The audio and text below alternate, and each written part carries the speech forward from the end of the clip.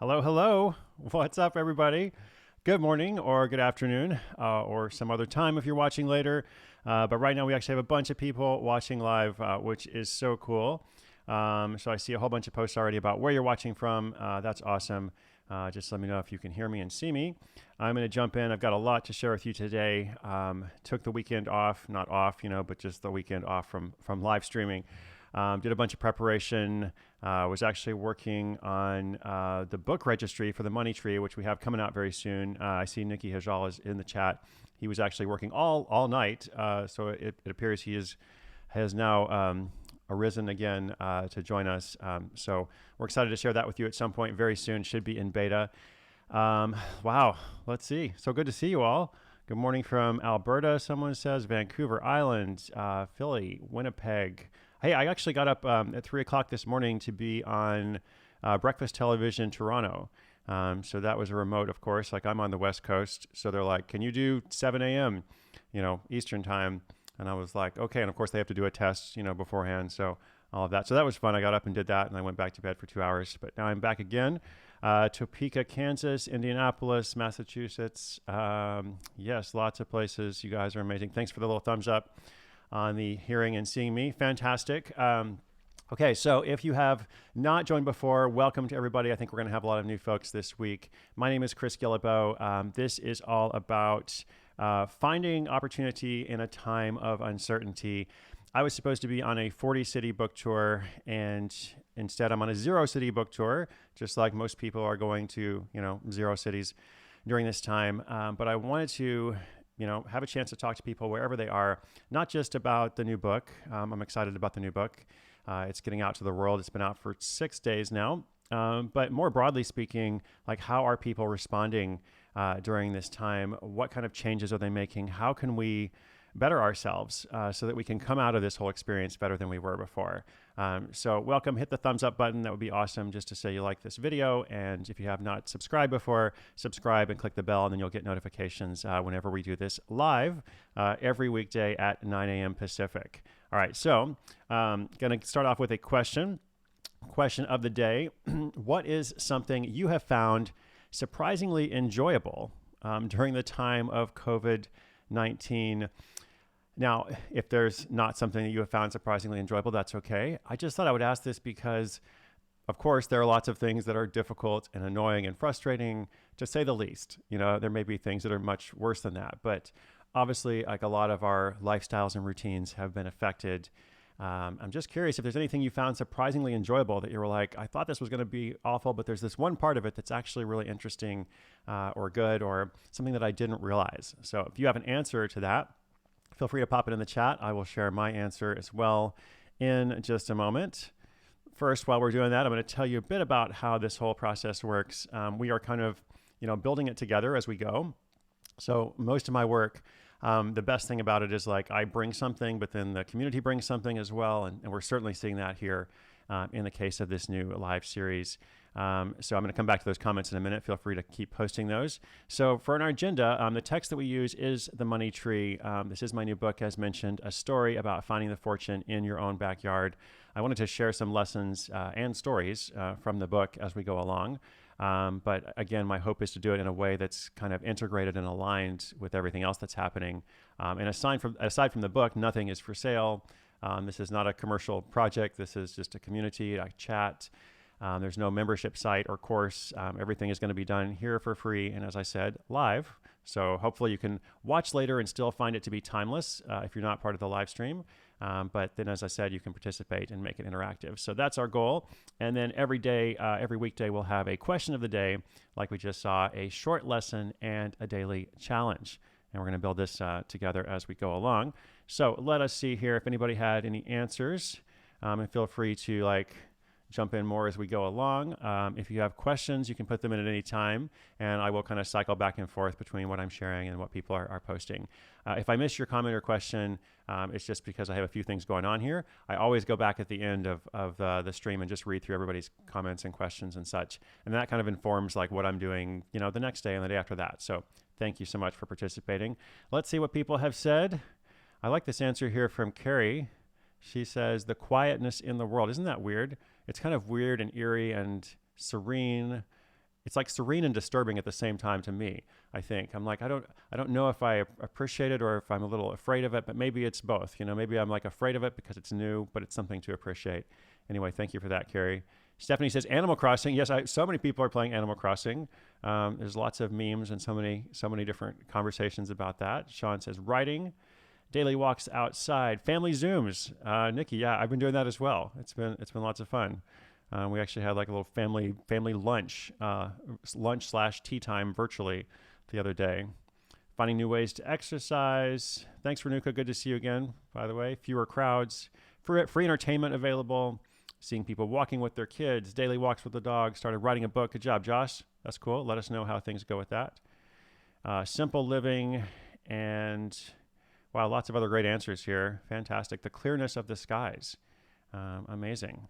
And then the last answer that I'll read for the moment, feel free to keep answering, but the last one I'll read is, Abigail says, I'm running a free 30-day Serenity Spa on Facebook, and I've heard from people that I haven't heard from for years. That's so cool.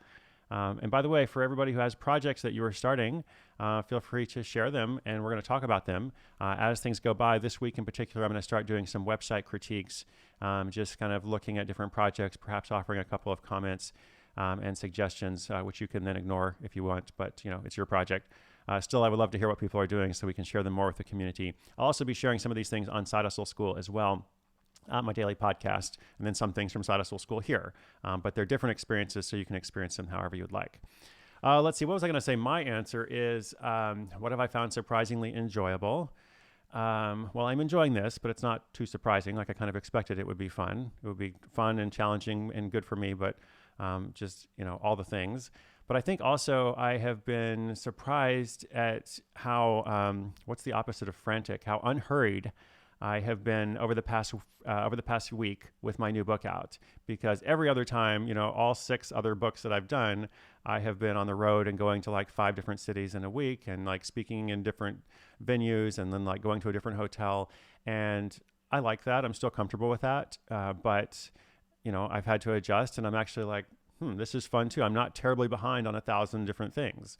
I don't owe like 500 people an email. I owe like 100 people an email, but that's, less than 500. So it's actually been kind of interesting. It's helped me think about a lot of different stuff. So that is my answer to that. Feel free to jump in with any other comments, and let us move on. What else was I going to say as preamble? Well, let's not do any preamble. Let's talk about this idea of making $1,000 in a week, or making a significant amount of money, let's say, in a short period of time.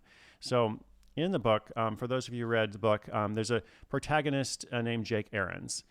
He's the main character of the book, and he's going through this financial struggle that kind of turns into a life struggle, because our finances are very much connected, to the rest of our lives. It's not like they are independent. Like if you're having some serious money issues, or for anybody right now who is unemployed or not getting enough hours, or otherwise like worried about how they're going to meet their rent or their mortgage, any of these kinds of pressures, they're not compartmentalized. Like if you have one problem, it's going to affect other parts of your life. And so that's what's happening, for Jake in the book. And, he starts going to this group called The Third Way. And tomorrow's lesson is actually all about The Third Way. But he starts going to this group, and the mentor of the group gives him a challenge, says, hey, I have an assignment for you. And your assignment, Jake, before next week is to go away and make $1,000. And so, there's a few different chapters in the book about how he does it in some detail. It involves reselling, at least at first, which I am going to talk about here. But the whole idea of the challenge was that, as I said, it's a significant amount of money. So it doesn't have to be $1,000 for you. You could think of it as like, $500 or whatever, $300, $2,000, it could be more. The point is it's something that makes a difference in your life. And it also seems like, wow, how would I actually do that? And so through the book, he begins exploring this concept of selling his textbooks on an online auction, which is actually eBay, but I don't actually say eBay. So I tried not to name any specific like brands or platforms in the book so I could make it more relevant to people in different parts of the world. But let me see if I can go on here. Let's see. Here we go. Okay. So to jump into this a little bit more, the average U.S. household, read the statistic recently, has something like $2,200 of items that could easily be resold. And if you're not in the U.S., this is probably similar in different parts of the world. There's probably a bunch of stuff in your household that could easily be resold. And this is not like giving up your prized possessions, giving up your family heirlooms, giving up, even something that you enjoy and are using every day. This is, stuff that you're not using. It's in your closet. It's in your spare room. It's under your bed. It's, packed away somewhere. And, you've told yourself at one point, oh, I might need that later. But if you haven't used it in a year or more, that's kind of a general rule of thumb. Do you really need it? And so my first recommendation is always like when people are trying to explore the world of micro entrepreneurship, or they're just trying to, make some extra money and like get rid of this sense of desperation, or like, oh, I need to make my rent or whatever. My first recommendation is always let's start with that. And there are lots of different platforms in which you can go and pretty basically simply list these items. You take a picture of them, you write a few words. Often if it's something that has been sold before, there's a description that will, like a pre-filled description that will fill out. So, eBay, OfferUp, Etsy, Poshmark for clothes specifically, Nextdoor to sell items locally. These are just a few. If you're in a different country, then like Gumtree or some other platforms might be there. And I think this is always a good place to start, as I said. Doesn't mean that this is going to be like what you do for the rest of your life, but I do think it's a good place to start. So if you were doing that at all, then let me know. Oh, higher level tennis says little retail arbitrage. Yeah, well, let's talk about that, because so far I haven't talked about retail arbitrage. So far I'm just talking about stuff that you already own. Okay, but your higher level tennis points to a good point, because eventually you can't just keep selling stuff that you own. You need to find a way to actually buy other stuff and sell it. But let's go on to the next part. And here's what I really want to talk about. So let's say you've already resold your stuff. Think about all the other people out there who also have, the $2,200 worth of stuff. And a lot of them have a lot more. Okay. A lot of them have maybe, thousands and thousands of dollars worth of stuff, but they don't want to mess with reselling. They don't want to mess with this whole process. Even though it's not that complicated, it takes time. It takes time. It takes some energy. Maybe they're busy. So my encouragement, I've seen a few people doing already, is go and post in some of these different forums, whether it's Facebook or a Nextdoor or something, and say something like this: hey, everybody, we all need extra money during this time, and most of us have stuff we don't need. If you don't want to deal with the hassle of reselling it, then I will do it for you. And so what I'm recommending here is for somebody who wants to get a little bit scrappy and is selling some of their own stuff and is learning a little bit about whether it's listing on eBay or something else, why not offer to do this for other people? And I've got a couple of specific recommendations for you here. When you do this, I would recommend you charge about a 20% commission.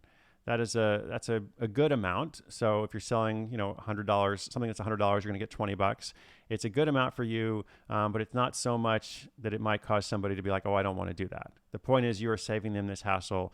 And if you post on one of these apps or forums, you might reach a few different people with it who all give you different items. If you're earning a 20% commission on it, then it can add up over time for sure, especially in a short period of time, right? Because you can do these auctions on 3 days, 5 days, 7 days. And, you might just list it on something like Craigslist. And in fact, I mentioned here, do this locally. So posting in your local area is good because you're trying to acquire stuff that you can, go and pick up. I would offer a no contact pickup option, which is kind of relevant in this time. Maybe later in the future that's not as relevant, but for now it's like you're just kind of assuaging that worry. Like, hey, leave your stuff outside on the porch. I will come and pick it up or whatever, and then I will send you 80% of the sales or whatever it is. So that's my first thing I want to talk about. Let's see if anybody has any comments, and I've got one more thing to share about this. Then the next idea, which is not reselling at all. Laura's reading says, I still prefer shopping in person rather than online. So not leaving the house to shop, I feel like I am ahead. That's great. And Carrie said, when I sold my home, I made $5,000 selling home decor, furniture, etc. Not uncommon, And I think a lot of people have $5,000 that they could sell, but they don't, and it just kind of piles up. So on the second point, if you're actually helping other people get rid of their stuff, then it's almost like you're contributing to a more sustainable lifestyle environment. You're passing those items on to somebody who would appreciate it. You're allowing that person to feel a little bit of relief of getting stuff out of their house and out of their mind. And then also like they're getting paid, like they're making some money and you're making some money on that. 3GXD shares a couple of other platforms: Open Bazaar, Haven, decentralized platforms if you want to earn cryptocurrency. I don't know a lot about those platforms, but good to mention that. Laura said shipping can be intimidating. Yes, that's shipping can be intimidating, that's part of the problem that you are relieving if you are offering to help other people with it. And I'll just to be totally transparent, I used to sell stuff on auctions like 20 years ago. That's how I got my start, as I've shared a few different times. I don't do that now just because I don't want to mess with it. I have a lot of other stuff that I'm already doing. And so, even like I was looking around this morning, I was like, oh, there's an iPad, like an older version of an iPad that I don't use anymore. It's just been here. I don't need that. Oh, here's another microphone that I got when I was first learning to podcast. And then I changed to this one, and I don't need that one anymore, but it's just been sitting there forever. And why have I not resold it, or why have I not taken the time to do it? Because I don't want to take the time to do it. Okay. So that's why I know there's a lot of people in that situation. Shipping can be intimidating. It's a hassle. If you need to make money now, that's something that could help quite a bit. Okay. So let's see, go back to this. And the next thing I wanted to mention here's another option. Okay. It's a little bit more creative here. We talked about selling stuff that you own. And then we talked about, that was option 1, then option 1B, let's say, since I didn't call it option 2 at the time, sell something that somebody else owns. Option 2 is, to sell something that doesn't yet exist. Okay, so what do I mean by this? Well, what I mean is, I first told the story in the $100 startup, and I should have probably reread the story before talking with you here this morning, because I don't remember the exact details. But the short version of it was, this guy was selling a report. I believe it was something to do with cars, like with the automobile industry. Maybe it was like customization of cars, or, something for people who are really into like that whole world. I could be getting the details wrong, but the point is he was selling this detailed report about it, or this guide. And he hadn't actually written the report when he sold the guide. So he just kind of he had he made it like an offer page, and he wrote to some people he knew, and he said this report is amazing. If you buy it, it's going to help you with this. He's like listing out the benefits. And then he just wanted to see if anybody would make an order. And so he did actually get like 2 orders. And then he was like, oh, now I need to actually create the product, And so he wrote to them and said something like, there's a brief delay, I'm updating the product, or I'm making like a version 2 that's even better. And if you want your money back, of course, then I'll send it to you right now. But if not, if you can wait a few days, or, wait a week, then you'll get the updated version, at no additional charge. I thought that was really interesting because, of course, both people chose to wait. Now, let's talk about what else did I want to say about this? So a couple different versions of that. It's not just like writing a report and then that doesn't exist and then selling it and seeing if people want it. You can offer to do something in the future in exchange for payment now. Whatever kind of service that you could provide. And we're going to talk a lot about services as we go along. I've got a lesson called The Instant Consultant that's coming up about how anybody can be a coach or a consultant. There's no consulting school. So what does it look like to put together a simple consulting offer? You can offer to do something in the future in exchange for payment now. If you have any kind of existing audience, if you already have an email list, or even people on social, or if you have been trying to build a little side hustle, offer a free webinar, other training with an upsell at the end. Like you're trying to help people, and like here's a bunch of information, and then if you learn from this information, if it was useful to you, then here's a product, or here's a consulting session that you can purchase. Basically get more of what I just shared, but in some more detail. And you could also sell a paid webinar or other training that takes place later. Key point here is that you don't actually have to prepare the content until it's time for the webinar or whatever the training is. So let's say that you're going to have this webinar. What should we say? Let's try to pick a topic here from the chat. Let's see. KS says medical training for those who lost their jobs. I don't know if I want to say that I'm going to teach people about medical training in the next week or so. But let's see. It could be something else. Oh, so Carrie actually is living in a tiny house. This is a great topic right here. Living in a tiny house is something that a lot of people are interested in. They're curious about. There's like a TV show about it now. Like this is like going mainstream, or it's at least the knowledge of it is going mainstream.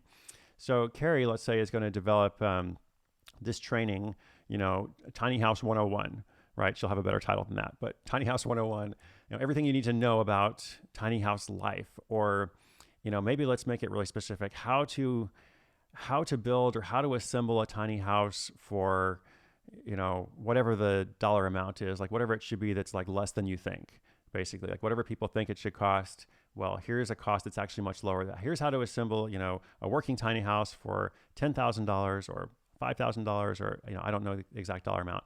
So she's going to offer this training and say it's going to take place in a week or 2 weeks or whatever, sign up now and pay now.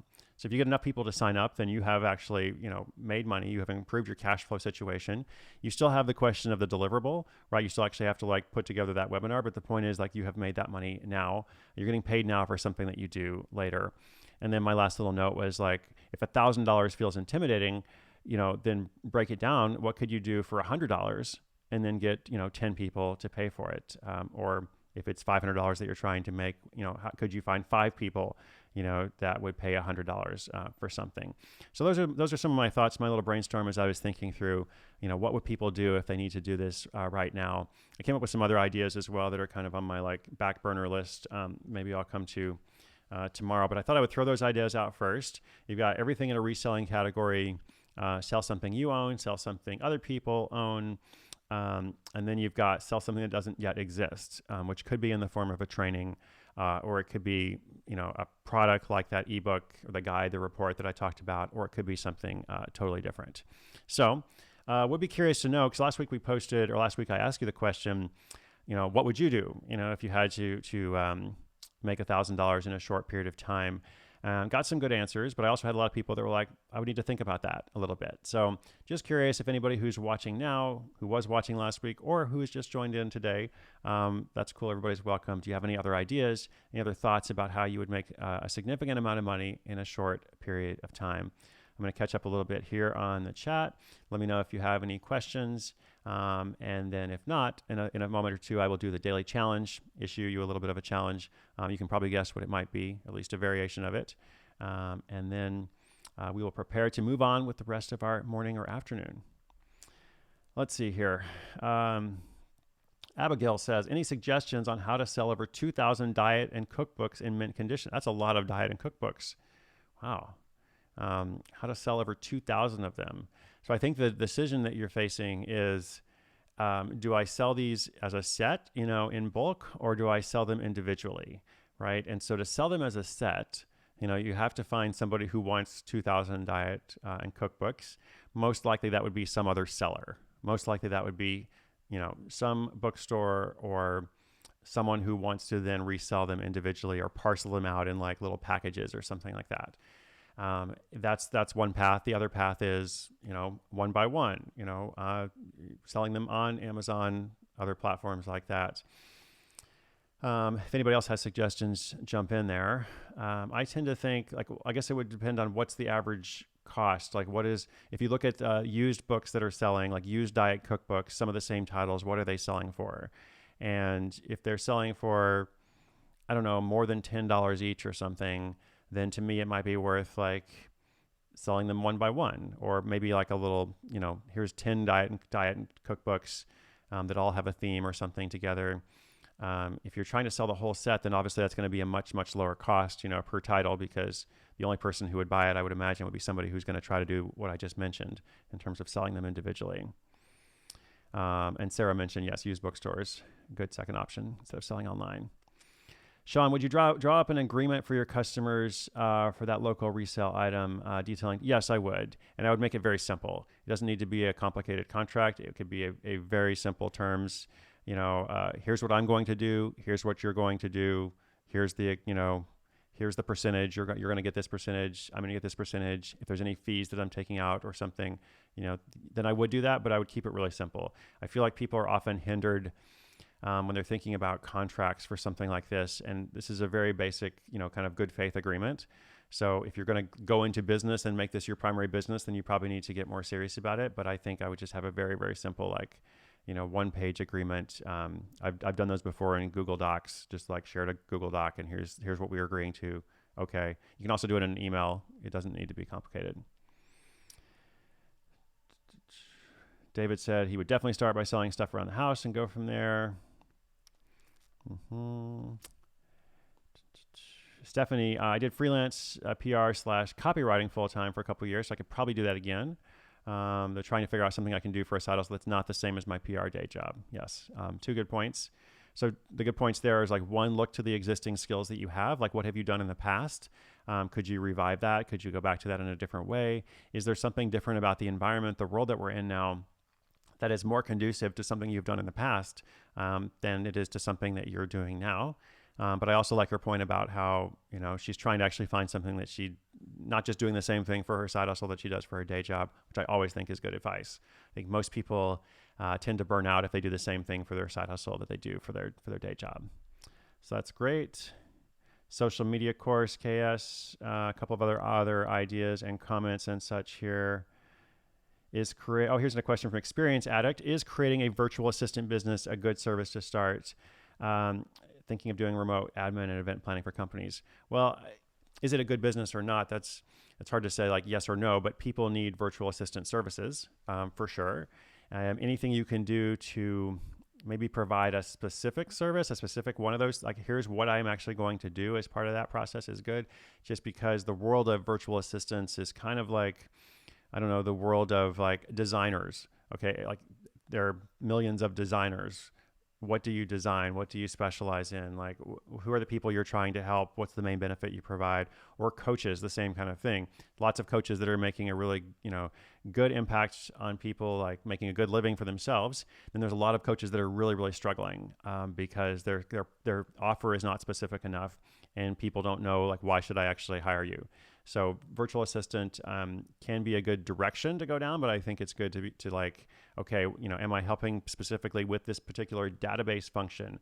Am I really good at PR? Like Stephanie said, am I good at like sending a bunch of emails and like recruiting or getting people to sign up on my podcast or to be on somebody else's podcast or whatever it is? And the point here is you're not necessarily doing only those things. Like you may actually begin by doing the database thing or the PR thing. And then they're like, oh, Experience Addict is really good at, this, so she might be good at something else too. That's how it often happens. But by starting with that specialty, you're going to be a little bit more successful just in terms of standing out. Okay, I'm going to do a couple more questions here, and then we're coming up on the half hour, so I want to make sure I give you the daily challenge and send you off well. I'm excited about this week, by the way. I've got, like I said, I'm going to talk about the third way, the distinction there, like what's that all about? I'm going to talk about this idea of becoming an instant consultant. What kind of service can you start? We've talked about a couple of basic things here. Let's kind of break it down and help brainstorm with people. What specific service could they start in a short period of time if they want to go the service route, for making their $1,000 or whatever it is that they're trying to make. All right, let's see. Oh, Stephanie said as well, I'm curious what happened with your unconventional guides business. Do I think niche e-publishing is still a potential viable business? Yeah, I had this business called Unconventional Guides for quite a while, maybe 3 to 5 years actively, and then a couple years that it just kind of existed afterwards. Basically what happened is I stopped paying attention to it. I stopped giving it a lot of attention because I was doing other stuff. And I think, for a while it was okay to just have it up. But things become outdated over time. And so I didn't want to keep selling stuff that's like really outdated. And so finally I realized also, like as a percentage of my revenue, it was also declining quite a bit as well. One, because I wasn't giving attention to it. But two, I do think like publishing changed, to some degree where, social media was much more of a thing. There was a lot more like free content out there. Some of the information I was selling before was a lot less accessible when I started selling it, especially stuff within the world of travel hacking.